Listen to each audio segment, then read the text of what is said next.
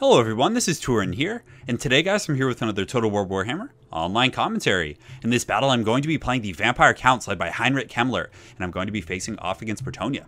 So let's go ahead and take a look at the army composition, and we can go from there. So for my front line, I actually have a very thin front line, and I kind of compensated for that by having a bunch of crypt horrors in the back. So kind of my idea was, in getting Heinrich, you're going to be a very vulnerable target. If they have like a King Lewin or any sort of Paladin Goon Squad, they can really go in on him pretty hard. He only has 2,500 HP when you compare him to, I think White Kings actually have 35, so he's much squishier than these heroes I have. So in the front line, I went a little bit thin, hoping that the Mortis engine can kind of hold things together. But on top of that, I do have 3 Crypt Horrors and I have 3 White Kings all on a mount. So the White Kings are kind of Kemmler's personal bodyguard. So I kind of figured that if he went after Heinrich, I would be able to defend him with all these White Kings as well as these Crypt Horrors. So aside from that, I do have 2 Skeleton Spears here on the far side to kind of mitigate any cav pressure that we might have. I do have the Feasters in the Dusk. Oh, it's actually the Feasters in the Dusk. Man, that's the first time I've ever noticed that. I've been calling these guys the Feasters in the Dark for like a year, or well, since the Grim of the Grave came out, but that's pretty funny. So okay, I do have the Feasters in the Dusk. I'll do my best to remember that. So it's kind of a bit of a Death Star style of play, like I mentioned before, just very tanky and kind of turtley. I do have 2 groups of Direwolves, which I'm going to be using to pressure peasants, because one of Bretonnia's answers to Mortis engines are obviously Peasant Bowmen with fire arrows, because the Mortis engine is going to be vulnerable to fire attacks. So that's pretty much it for my composition. Let's go ahead and take a look at my opponent. So he actually did have a Goon Squad. You can see he has 3 Paladins all on a flying mount. So had I not had these White Kings as well as these Crypt Horrors and other things like that, it would have been pretty tough for Heinrich to survive. He would have definitely been a very vulnerable target there. So for the rest of my opponent's army, he has taken position on the high ground. He does have men-at-arms with polearms, which are a pretty good choice against the Vampire Counts, because number one, they do have an anti-large bonus, so against Crypt Horrors and things like that, they're going to be pretty resilient. And on top of that, they do have good armor-piercing value. So if they do get caught in combat against like Graveguard and things like that, these guys are going to perform pretty well. And if you mix them in with the Fay Enchantress and a KRELL Reliquary, these guys will hold all day. So he does have the Fay Enchantress in the back with Chalice of Potions, Foot Squires over here on the far side, and another group of Foot Squires. So KRELL is definitely going to be doing some work against these guys. In the back, he does actually have some peasant mobs, so he's looking to be sending these guys out to definitely take a beating initially, which isn't a bad idea. I mean, they can mitigate charge bonuses, can kind of lock up enemy troops and allow your troops to then get the charge bonus or the charge advantage. So I always like seeing some good old peasant play. So aside from that, he does have some KRELL Knights, which are very good against Vampire Counts. Typically, you see KRELL Knights used in the front line, so you just mix them in with your troops and kind of use them like very tanky infantry. But, we'll see how he does with them. So guys, without further ado, let the games begin. So you can see the Goon Squad is kind of flying around here, and I was very glad I decided to do a build like this, because if I hadn't brought all these Crypt Horrors, these White Kings, and the Claw of Nagash for the slow, Kemmler would have definitely been in some trouble. But, he does have some ample protection here, and should be fine. So the Hounds are going to be pressuring the far side, though he does have these KRELL Knights. He doesn't really have any other mobile options to kind of stop these Hounds. So I'm hoping I can get up and around here. This was kind of when I saw this map selected, this was one of my worst nightmares, is that he would be able to turtle here. Granted, the problem with like fighting in a very compact space like this against the Vampire Counts is a single zombie summon like right here can cause so much stress for those peasants in the back line.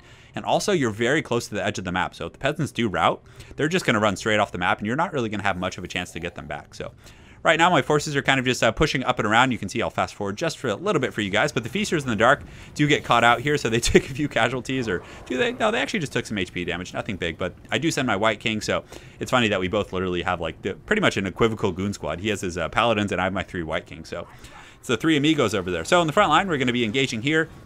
I did send my Hounds in initially to do a bit of a charge on those peasants, and I killed 9 peasants, but still, I mean, that's literally 100 resources right there for that huge, massive density, so that probably was disadvantageous for me, because I did take quite a bit of firepower there. So you can see over here, he does have his KRELL Guardians, or his KRELL Knights coming in, and unfortunately for him, they are in lance formation, so these guys are almost as quick, these Crypt Horrors.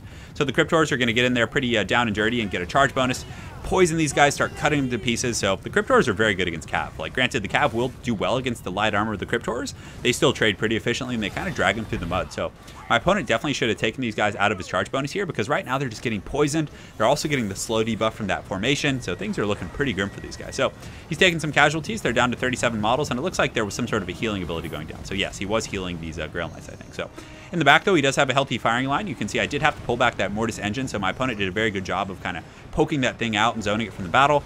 And I think this is a Chalice of Potions coming down right here. I'm not sure. We can look up in the sky real quick and find out. So yes, guys, we are going to get a Chalice of Potions, and it dropped. So it did some, actually it didn't do much damage at all. So I think the Chalice of Potions is a little bit better suited against like, massive units like skeleton blobs and Crypt Horrors, not Crypt Horrors, but against, Graveguard and things like that. So you can see these Foot Squires are being sent running for the hills against all these armor-piercing units.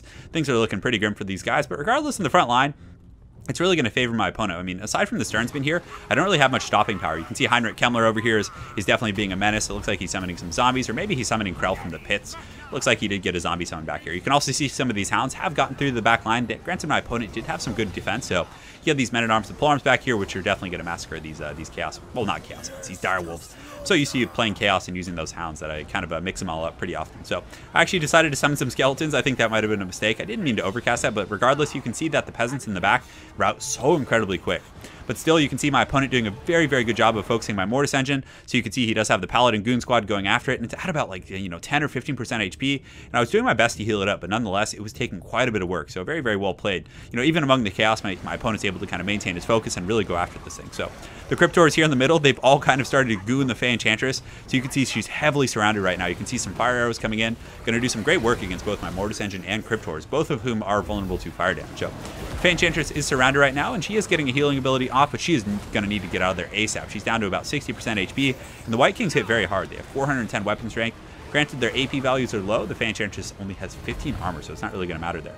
In the front, it's looking a little bit dicey for me as well. You can see Heinrich Kemmler in here with his Chaos Tombblade is doing his best to fight, kind of hold out among the Sternsmen, but I definitely should have had him over here in the main fight, because right now he was able to get surrounded a little bit by some of these KRELL Guardians, which was doing quite a bit of damage to him. So I did retreat him back, get an invocation of Nehek. I used the Cloak of Mist and Shadow, which actually gives him 80% physical resist, which unfortunately doesn't matter against these guys, but against these men-at-arms with polearms, it should do well. So guys, I know I've been neglecting you a little bit in terms of KRELL, so let's go ahead and find out where KRELL is. I know I summoned him a minute ago, and he was kind of waddling around. So there's 3 White Kings over here, and the Feasters in the dark. And KRELL, did I even summon him yet, or was I really just holding out? Like, I could have sworn I summoned him already. But regardless, continuing to summon zombies here, and you can see they're, like I was saying, when you engage in a position like this against vampire counts, it's going to be so hard to hold out against like skeleton summons and zombie summons. So unfortunately, these peasants are fighting skeletons, both low tier troops, but I definitely think the skeletons have the edge. I think some of their combat stats are actually in the 20s. So regardless, these peasants, the true heroes of Bretonnia, are holding off and allowing their peasant bows. And even though they're not going to win this fight, the skeletons are crumbling due to their summon status. So still, they're going to win. And it looks like these proud peasants held the day, so good for them. Over here you can see these White Kings are hot in pursuit of the Fay Enchantress, who's basically running off to the Shadow Realm here. And let's look in the front line. So you can see the Skeleton Warriors giving that really nice invocation of Nehek, and Heinrich Kemmler, man, he is just a beast there on the front line. The Cryptors over here on the far side doing pretty well for themselves, kind of working down these Paladins and other troops like that. Let's see if we can find KRELL. This is so funny. It's like the meme is actually like happening. Like I summoned him, I just can't remember where he was. Here he is right here. So no, this is a White King. Where is he? Where's KRELL, guys? I seriously can't find him. Oh, okay. I think he overchased some of those foot squires. So he's waddling back, looking very cool. Man, he has a very casual walk. He doesn't look like there's any purpose or like aggression there. He's kind of just chilling, making his way back to the battle, but now he's got his axe raised. He's pissed off, so he's going to hopefully do some work against some of those paladins in there. So KRELL's going to charge in, and this is a situation in which he'll do pretty well. But these paladins are poisoned. Their move speed is slowed down to 80, so they're going to have a lot of trouble getting away from this tar pitting here. But regardless, he does have some anti-large units, which are poking down some of my Cryptors and other things like that. And of course, you can never count out the Fay Enchantress. So the Fay Enchantress over here has been kind of isolated by one of my White Kings, but he still does have some men-at-arms here. But regardless, she's pretty low, guys, and she's already at her healing cap. So he's probably going to be able to kill this White King because she does have the favor of the Fay. So her melee attack is actually 92. So this White King is definitely going to take a bit of damage. You can see pretty much all of her attacks are getting through despite his relatively high melee defense. So goodbye to that White King, but regardless, he paid his due, guys. Paid his, not his due, but his dues. So in the front, a lot of my opponent's troops are kind of retreating. You can see he's pulling this KRELL Relique, and these men-at-arms are wavering. So looks like he's going to pull his paladins over here, make a bit of a pocket, and he still does have his missiles. So I pretty much won this point of the battle, pretty decisively here. You can see KRELL and the boys are going to be marching. Heinrich Kemmler is looking pretty smug over there, but he still had some foot squires coming back, but they're going to get heavily massacred by these Cryptors here. But he did get my Mortis engine, so very well played. I was trying to run it around and do as much kiting as I could, but with the 3 paladins kind of gooning around the skies, it was very tough to kind of protect that thing. But you can see one of the paladins over here is actually shattered. So right now, guys, it's kind of the final countdown. You can see the peasants here are kind of awaiting their imminent doom from these Cryptors who are just going to cut these guys to pieces. But he still does have some good anti-large and some fire arrows, so he has some tools to kind of do this. And the Fay Enchantress, if any lord's going to pull a battle out like this, the Fay Enchantress is going to be pretty good at doing that. So over here, you can see the paladins are kind of surrounded. You can see the Cryptors coming in pretty hot, and KRELL, I think he's waddling around here somewhere. I don't know. Yeah, he's just been so lazy this entire game. Like I'm pretty sure I had him on the running animation. He was just kind of pacing here and getting mucked up with skeletons and other things like that. So definitely a very lackluster performance from KRELL. But You know, it's pretty funny. Someone on the channel was pointing out, let's give you guys a nice slow-mo death for KRELL, because he has like a few HP and down he goes. So he just falls to his own laziness.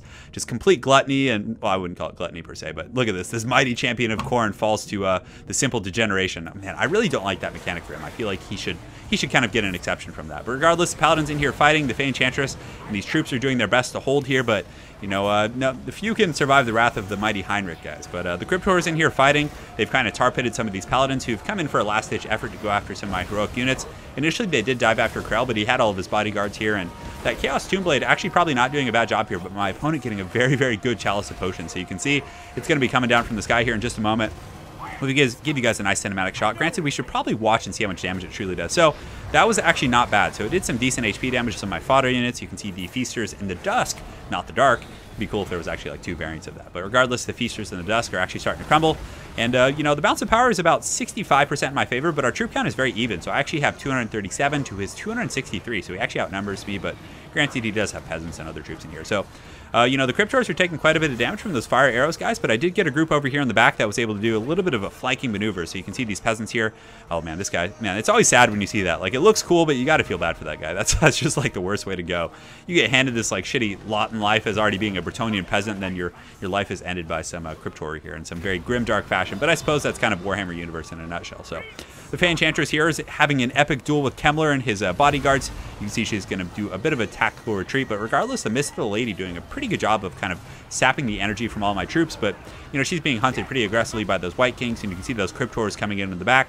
They're going to do a pretty good job of kind of hammering her down. But she does get that favor of the Fae, so the Fay Enchantress definitely a very heavy-duty combat in this game. But let's go ahead and take an overarching look at things. So he does have the Fay Enchantress. He has a single Paladin. He has some men-at-arms here, 30 here. He does have 48 here. And you guys can see that this KRELL Reliquary is kind of keeping these guys fighting and definitely doing a very good job of kind of, you know, prolonging this game that, you know, looked pretty one-sided for a while. But granted, he was able to kind of come back and make it a very close fight. So kind of rallying over here and getting those peasant fire arrows online was really good for poking down my Cryptors and all that kind of stuff. But you can see the Fay Enchantress right here. It's currently shaken, and right now she's going to start suffering army losses, because you can see even the KRELL Reliquary and the Paladin over here are kind of crumbling. That's probably going to be all she wrote. So very well played to my opponent. It was a super fun game for sure, and always a good chance to get the KRELL in action, and thankfully I was able to kind of protect him from getting gooned, even though my opponent had a pretty strong goon squad. So still, the 3 White Kings did really good. They were able to put some pressure on the Fay Enchantress, and even though she was faster, my opponent had to, you know, constantly be microing and running and, you know, really doing a lot of work in that respect. But the Cryptors did really well. Granted, they did get punished a little bit by the peasant bowmen with the fire arrows, but they were able to really shut down those KRELL Knights. So I think you should have had the KRELL Knights mixed in with the men-at-arms in the front line, because then when the Cryptors come in and those other large units that really want to take them down, he's going to have that anti-large. He can cast really, you know, cost-effective Earthbloods and things like that. That would have kept them fighting for quite a long time, because most of the time when you see KRELL Knights in this matchup, they usually have like 150, 200 kills. So, but still, that was, you know, one thing I would have liked to see a little bit different. But other than that, it was quite a fun game. So again, very well played to G1N. Look forward to seeing you again on ladder, and hopefully you guys enjoyed that Vampire Counts game. Have an excellent night and take care.